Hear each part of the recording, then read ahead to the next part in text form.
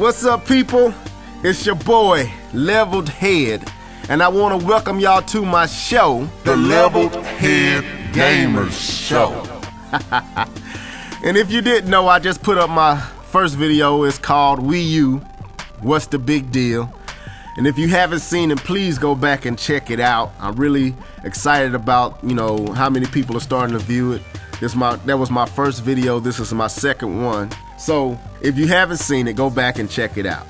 You know what I'm saying? But anyway, for this next video, I want to deal with a topic that I don't hear a lot of folks talking about. Now, you have all these console wars, and you know what I'm saying, like I said, you got your games, you got your Wii U, you got your, Xbox 360, and you got your PS3 boys. And they all fighting back and forth, throwing their nuclear bombs and blasting off their guns and whatever else they can do to present why their favorite system is the best system. But we have another generation coming up, people, and the Nintendo system is kicking this thing off. But you have two other companies that are planning systems. Now, I don't want to deal with Microsoft because I don't believe that the situation that I'm about to talk about is affecting Microsoft. I want to talk about Sony. And I want to talk about Sony from a financial sense. Microsoft is good. They got Windows. They got so much stuff that they make money on. They make money. They print money. Nintendo has been printing money for the last 6-7 years, people. Come on. You can go farther than that, because every system they have made up until now, up into the 3DS, they made profit on. They never lost money with anything that they sold.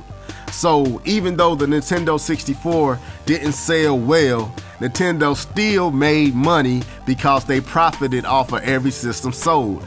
Also, the GameCube, even though it did not sell major numbers, somewhere around 30 to 40 million systems were sold, Nintendo made about $30, a little bit more than that, on every system sold.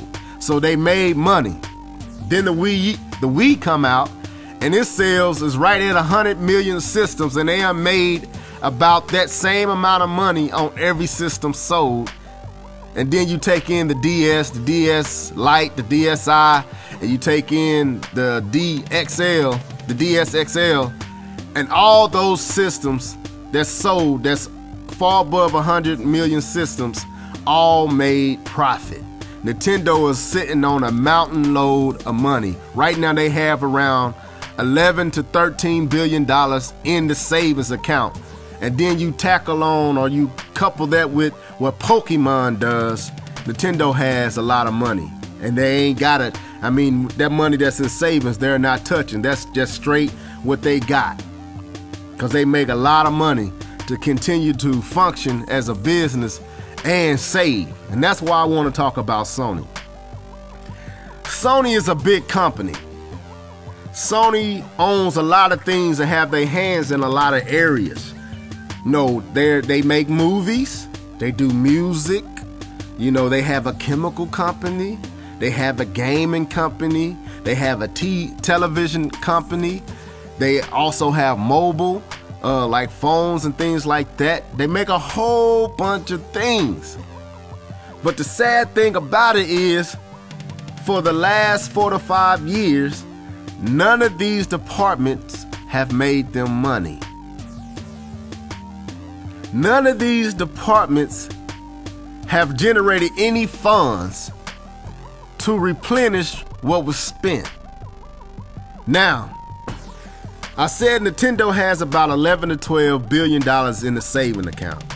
Sony has about $100 billion. But the difference is, for the last 4 to 5, I will even say 7 years, Sony has not made a profit for 4 or 5 years, and they've been struggling for 7, because the television department has been losing $1 billion every year for 10 years. But since other things was making money, like the PlayStation original and the PlayStation 2 was making money, you had Sony Pictures making money, you had all these other areas kind of bringing in funds to offset what the television department was doing. Now you have every department not making money. Then you add on employees that you gotta pay to operate these companies or these different departments. Then you add in the equipment and the technology that it takes to produce the product for these different departments. Let's look at the movie part. Now we know that a blockbuster movie costs most departments, like something like Spider-Man, to make Spider-Man can cost up to $300 to $400 million. Then you add in what it costs to get the actors. Then you add in what it costs to promote that same movie. Then you add in what it costs to produce that movie with the equipment and the locations and all these different things. You're talking about a lot of money, and that's just with the movie part. Then you talk about music, and you talk about the artists, and you gotta pay for studio time, and you gotta pay for the artists themselves, and then you gotta pay for music. Cause you know, if you're getting a beat from Dre, and you're getting a beat from some producer, they want so much money to produce that beat. I'm a producer. This beat that you hear right now, I made that. So I know that it costs money to produce, and producers make money. Artists don't make much money, but Sony has to pay for the studio time, has to pay for the beats and all these different things for the artist to come out, and then the artist doesn't sell like they supposed to sell. That's a loss to Sony and their music department. Their television department is losing to Samsung and Vizio and all these other different companies that's making them hemorrhage money. So my question is, and the topic of this particular video is Sony ready for the next generation of consoles? Now we know that they can afford it, but no company want to dip into their savings account to make anything. Nintendo ain't touching that $11 to $12 billion. Sony don't want to touch that $100 billion, but not making any money for 4 to 5 years with that many different departments, with that many employees, with that much equipment. Pretty soon, the money that they have set to operate is going to be tapped. And if they don't turn this ship around, they're going to have to start dipping into their savings to even keep functioning. And that's why I'm curious and I'm wondering, are they ready? Because we can talk about them making this quantum leap like the PS3 did to the PS2. But that leap lost them money, $4.7 billion. Now let's say they go with this AMD Radeon HD 7950 graphics card. And let's say they go with a CPU that's elite and, you know, up to a crazy stat. And they make another system that costs around $600-700, and they selling it at a loss of like $200 to $300. People, do you think Sony can afford that? And do you think their consumer, their fan base, is gonna want anything less than that? That's the dilemma. Sony knows they fans. Sony knows who follow them and why they follow them.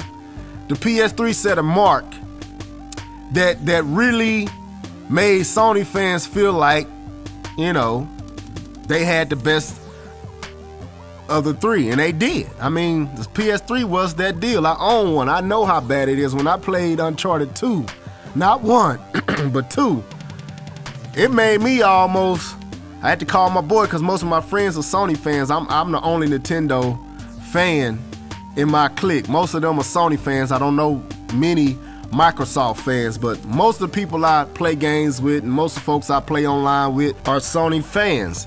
And you know, when I first saw Uncharted, I was like, man, I had to call my boy because it was looking that good. I own the Xbox 360 at that time as well, and I did have Gears of War 2, and I thought that was the most elite graphical game I ever seen. No, like I said, I'm not a PC gamer, and I know that PCs outdo consoles all day long, but for consoles, Gears of War was the best game I had seen up to that date.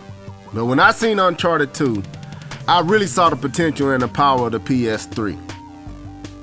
So I know the standard that Sony has set with the PS3, and to not see that leap in the next generation of consoles is going to have their fan base, their supporters, questioning whether it's worth buying. So Sony has to contend with the thought of, do I want to gamble with making that leap, knowing my financial situation, knowing our financial struggles, but if I don't make that leap, the fans and the supporters might not buy my system.